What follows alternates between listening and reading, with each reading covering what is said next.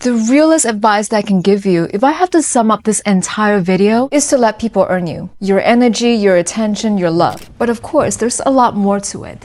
Imagine you entering a room and commanding all of the energy and respect. You don't even have to ask for the attention. You just get it. And that's what Black Cat energy can get you. That's what it's all about. It's not just a dating theory. It's way bigger than that. In fact, it should be applied to your entire life so that your life can chase after you and not the other way around. It's time for you to step into your Black Cat energy and prioritize your needs and happiness above everything else. Oftentimes, we're too quick to give people access. We drop everything that we're doing in order to serve others, and we get too comfortable too fast. Especially with people who haven't yet earned our trust. All of that constant pouring out our hearts just to end up disappointed over and over again because other people don't match your energy. Because they can't. Nobody can match your energy. And most people are very self-absorbed already. So if you give, they're going to take. And yet you're here and you're afraid to receive. Why? You need to remember this. You're not a doormat for other people to walk all over. There's nothing wrong with giving, but if that's what you're doing all day long, you need to pour some of that energy back into yourself and become so rooted in yourself that nobody's absence or presence can disturb your peace. Stop chasing after everything and accepting the bare minimum. Instead, learn from my Black Cat Amelie. So she's my tuxedo cat. She is that Black Cat energy. And Black Cats have a very specific personality. It took me literally years to earn her trust. And if I'm about to do something she doesn't like if I have to clip her nails, for example, she will know it immediately and she will literally be like, you better not try it. But at the end of the day, she lets me do it because I earn her love and respect. Because I treat her like a queen. I'm gonna let her go for now, but if I had to summarize Black Cat energy, it's all about letting people know that you deserve respect and that you give people the space to treat you like royalty, and they shouldn't be showing up at your doorstep with anything less. It's about building up your self-worth by recognizing what's valuable about you and then protecting it, putting red velvet ropes around it and saying that this is VIP area, honey. And that is an incredibly attractive quality. Not to mention, as we work on this, we actually become more self-aware and intelligent in the process because we can understand the nature of how people operate. And once we learn and apply that, the world will chase after you like a golden retriever. So hi, if you're new to my channel, my name is May and I vow to focus on self-improvement, or rather personal evolution, for the rest of my life, physically, mentally, and spiritually, because I can't imagine if I don't. Can you imagine that? You can take as many breaks as you want, as I do so very often, but I want everyone around me to evolve and level up. And if you like what you're hearing in this video and you find value in it, you know the drill. Like and subscribe so you'll hear more from me. And in this video, I'm going to be using my go-to life advice app, Estra, which is a self-improvement app and the sponsor of today's video, to demonstrate some of my ideas and also help tailor the advice, not just to everyone, but to you specifically, because we're all unique individuals. And this is an app that understands how you work according to your personal natal chart and horoscope. So having Black Cat energy is not just about being yourself and then everyone else will adjust. This is about being yourself so unapologetically that you end up raising the bar on everyone on every level. So they have no choice but to run after you because they need to catch up. Once you realize how powerful you can actually be, you will never want to settle for anything less than what you deserve ever again, or let anyone hold you back, because the opposite of this is you're surviving. You're on survival mode. You chase after everything in your life, including your partners, your friends, opportunities. You feel everything too deeply and you care too much. And if you keep doing that constantly, every day, every single time, your heart is going to keep breaking over and over again. If you care too much and feel too much, you're probably very kind and caring and empathetic, and most of all, you don't deserve that. You need to learn to harden your heart just a little bit, just a little bit.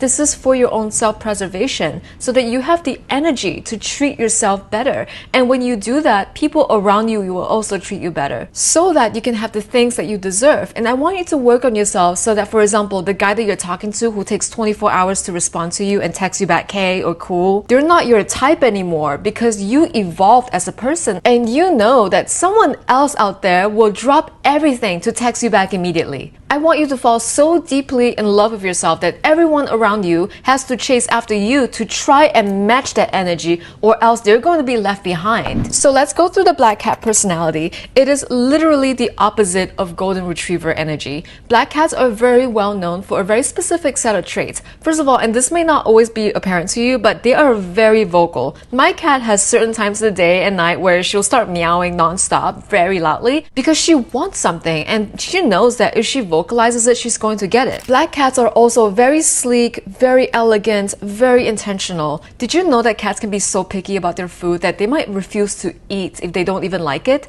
Unlike other animals, they might eat out of necessity or maybe just because they have munchies or whatever. Cats have a very strong preference for the taste of their food, especially black cats. This means that if they don't like the food that you give them, they may just risk being hungry or just like not even eating altogether if they find something unappealing about it. I have to go out of my way to make sure that I find something that my black cat likes to eat. Unlike my other cat, my Scottish Fold Mingus, who eats everything. So black cats are also known to be an equal blend of chaos and sweetness, but in a very protective way. They know how to control the chaos and kind of dial up the sweetness if they need to. My black cat can sense whenever I'm sad or in a bad mood, or sometimes she'll just show me a lot of love and affection before I even say anything. They are huge spiritual protectors, so it's not about being cold to everyone, but you're cold to people who don't deserve it. It's about showing up for the people in your life who actually treat you with respect and giving them the proper energy, showing those people love and protecting those people,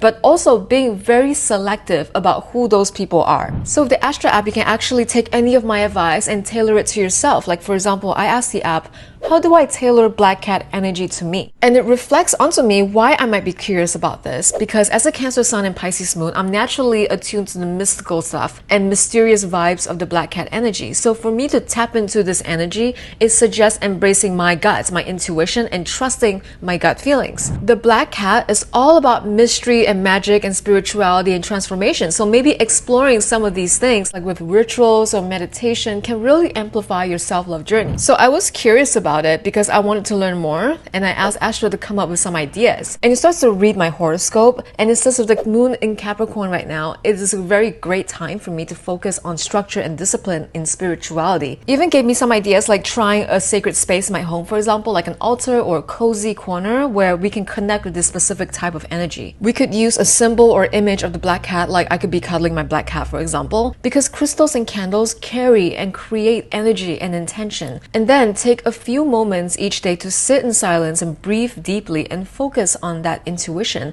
During this meditation, you can ask yourself, what am I sensing right now? Or what's guiding me towards the self-love and acceptance?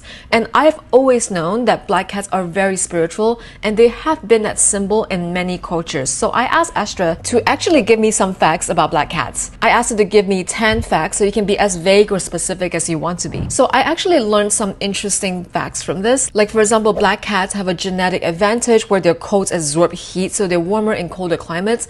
1 in 5 cats are black, 2 in 3 black cats are male, and in many cultures, they're believed to be messengers between the living and the dead, and even spiritual guides. They're very spiritual, right? So in Egypt, Celtic culture, and also in Japan, black cats are believed to bring good luck and good fortune and prosperity. And then specifically in Egyptian and Celtic mythology, they're actually associated with goddesses who take the form of a black cat. So it seems very common that black cats are associated with goddess energy. And very often they also have golden or yellow eyes, which is very unique. They are also very highly smart, very intelligent, very curious, and very playful. They can solve simple puzzles, which is true because my cat Amelie can figure things out very quickly. Sometimes I swear she can read my mind. She's extremely intelligent and intuitive. So despite them having a very independent reputation, black cats are very, very loving, and they enjoy human company, but they're loving only to people who deserve it. You need to learn how to stay aligned with your own morals, values, and energy, and you need to let people meet you there. That means you need to stop people pleasing. One thing that my black cat doesn't do is she doesn't people please at all. all as a default. She doesn't go around waiting for me, begging for scraps to the table with puppy dog eyes like my other cat does in hopes that maybe I'll throw her some scraps. She's got these eagle eyes where she strategically will wait for me to be distracted or walk away for a second from my food, and then she will swoop in and grabs what she wants and then she leaves. It's a bit untitled, but she doesn't need to ask permission. And neither should you in the things that you do. If you think that you're not deserving of having something, someone else does. And they're going to get it because they went for it. Instead of people pleasing and doing favors for people all day long and going out of your way, shift your thinking to the world is going to please you and do favors for you and go out of its way for you. You don't need to ask for permission. I always think it's funny how when in school they make you ask if you can go to the bathroom. If you gotta go, you gotta go. In real life, in adult life, you don't need to ask. You just say, I need to go. Because who can stop you? Nature calls, life calls. This includes all the time that you go out of your way to be extra nice to people who don't even respect you back. All of the times that you feel guilty because you're so busy that you can't call someone back immediately and you start overthinking like, oh my gosh, they must hate me right now. Well, first of all, you sweet, kind soul, you're busy working on something right now. Don't add that sort of stress onto your plate. It's not worth it. And if you spend more time worrying and becoming anxious and overthinking, that's even more of your precious energy leaving your body on top of you being busy. If people are not nice to you or respect you, you don't owe them any niceness either. You don't owe them anything. You cannot overlook any kind of treatment that you don't deserve because you can still be sweet, you can still be kind, you can still be genuine. If that's who you are at your core, continue to be who you are because you don't owe the world anything else. But you literally don't owe anyone anything, okay? The best thing to do for emotional self-esteem and self-preservation is to hold yourself up like you're at the top of a mountain and only engage with people who are willing to climb that mountain. I do this all the time and I do it as a form of meditation and visualization. Okay, so what I do is I close my eyes and I visualize myself on top of a very lush mountain, very beautiful mountain, and I imagine every single person in my life climbing up to meet me. The people who I love and actually deserves that love, I pull them up with a rope and they get to stand behind me. The people who don't, who are actively trying to either attach themselves to me like very desperately, or we have some kind of very unhealthy bond or attachment where either I can't let go of them or they can't let go of me for whatever reason, for trauma or whatever it is, I cut that cord. I imagine a pair of scissors cutting or even fire burning that rope that's meant for me to pull them up the mountain, right? And as they fall down the mountain in my head, I wish them the best, I send them off, and I also wish that they never climb my mountain again. And I have done this for the last couple of weeks actually, every single day, and it works. Because the people who were being hateful to me and sending me bad vibes on social media, for example, I don't see them look at my stories anymore. Like, these are people that I know in real life, by the way. I don't see their posts anymore. They stop contacting me. Or if I chance upon their name or something, instead of feeling turmoil, I actually feel a lot of peace. I feel peaceful. Like, we're cool. I don't want to see you again, but we are cool. I talk about this specifically because if we don't let go of this, this will become our baggage. The people who wrong you in your life, even though they did that, they're not completely evil or bad at their core. They may have wronged you or they may have really overstepped your boundaries. But if we look at people like, oh, they deserve this and that, they deserve to go to hell or whatever, we're going to end up carrying that extra burden. Them being whoever they are, whatever that they're dealing with, has nothing to do with us. Instead of looking at other people as bad or evil, just see them as limited. Their level of self-consciousness and awareness is very limited. Them having to like resort to these types of behaviors and being like intrusive, they're disrespectful, inconsiderate, and maybe just wrong even. And they just simply cannot do better because they don't have that level of understanding and self-awareness. They don't get it. They don't see it. And they're not bad, terrible people. They're just limited. So this type of small shift in mindset, it's not going to give them peace. It's going to give you peace, give you compassion and forgiveness and grace. It's going to give you more space to elevate yourself and free yourself from the burden of these people who just don't get it. Remember, the higher you're able to move out of this fog and become more aware of not just yourself, but also other people, the less fault you'll actually see in other people people in general because you're able to forgive them. Once you understand why, you can move on and break free of whatever is holding you back. But if someone in real time is rude to you or mean to you, you need to call it out immediately. The more instant you can be with this, the more present you can be in your life. Don't ruminate and overthink everything for like 10 hours before you say something because you're scared of offending them. Honey, they offended you. If you wait 10 hours or even days to respond, they might have just moved on. They have no idea what you're saying because remember, like what I said, right? They are limited. They have no idea. So you need to come back at them immediately and ask them, tell me, why did you say that? Why did you think it was okay to do that or to say that? Make them reflect on their actions and stand up for yourself. And when you stand up for yourself, you will lift yourself up so much and give yourself so much self-confidence every time you do this. Because no matter how many times you ask me, oh Mary, how do I get more self-confidence? You need to understand that nobody else is going to fight for you the way you fight for yourself. That's how you let people know, don't mess with me, I deserve respect, and you will gain confidence that way. If you don't show me love, for example, you are out of the picture so fast.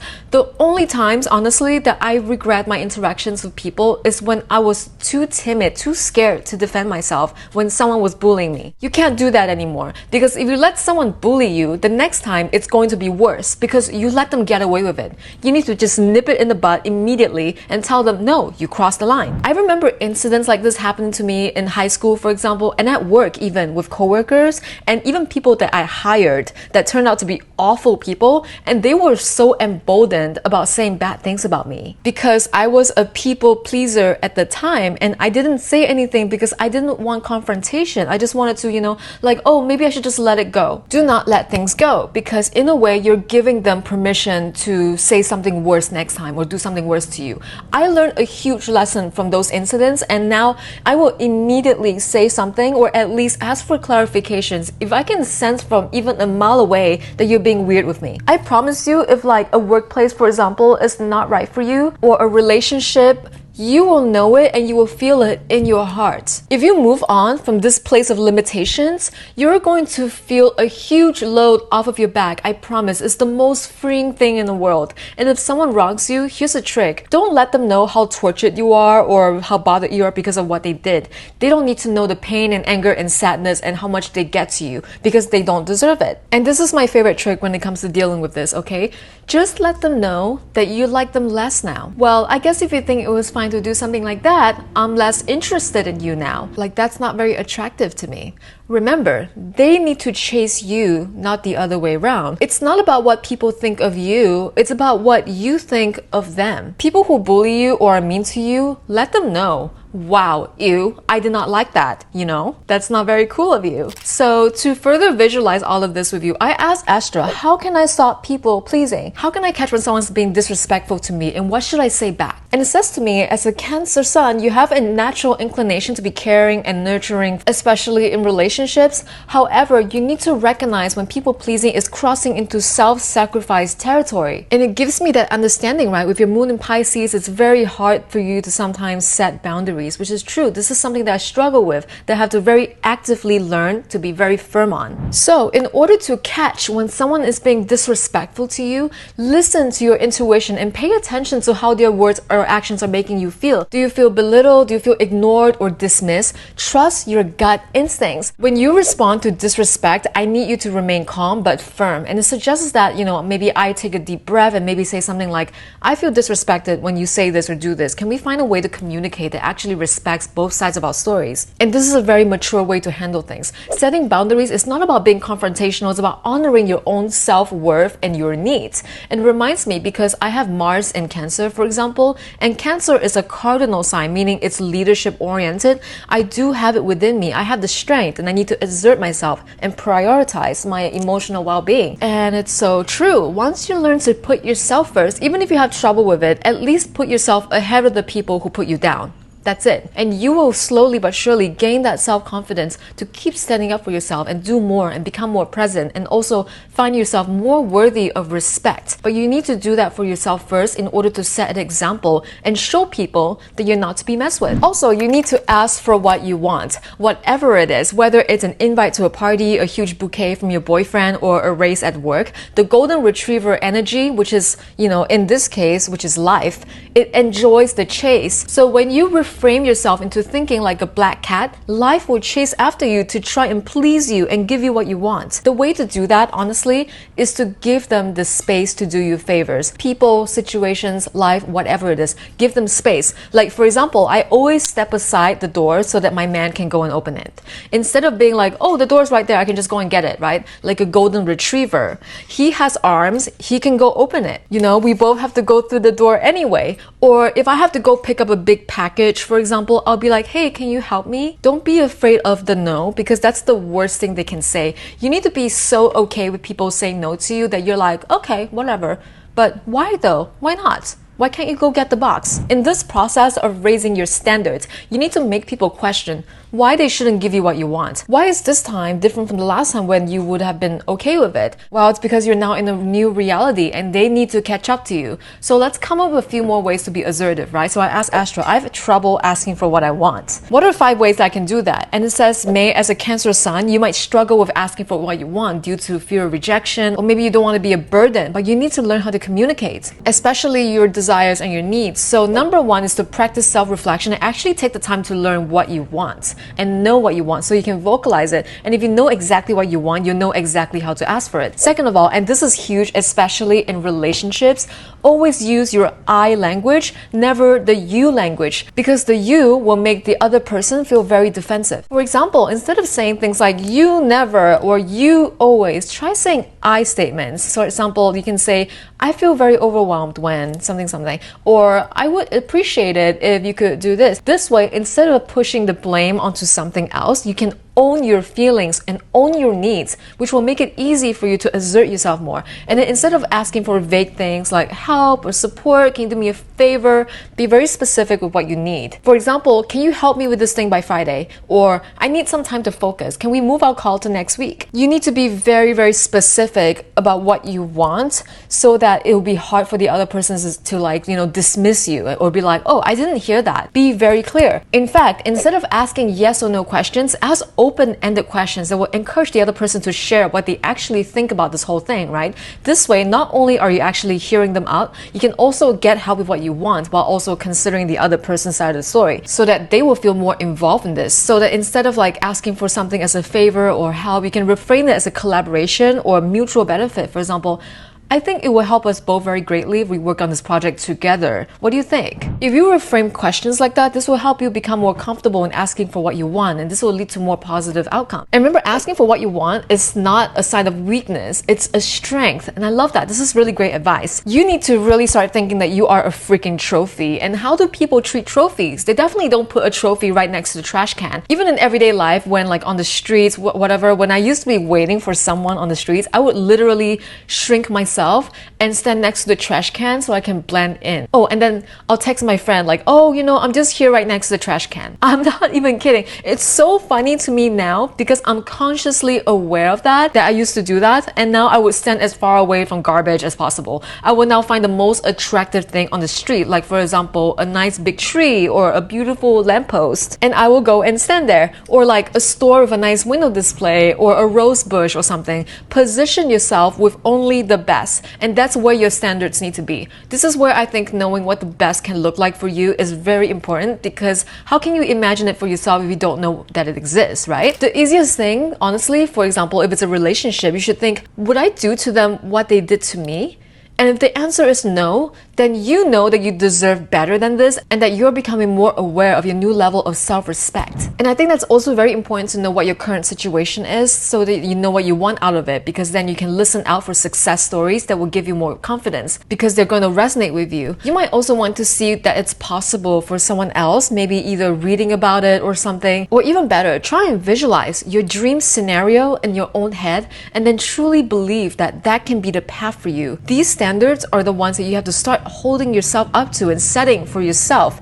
So that's a homework that I will leave with you. And it's always worth meditating and really reflecting on what you're willing to accept. Seriously, your energy should go into building habits like these that build you up instead of trying to chase after better results, better situations.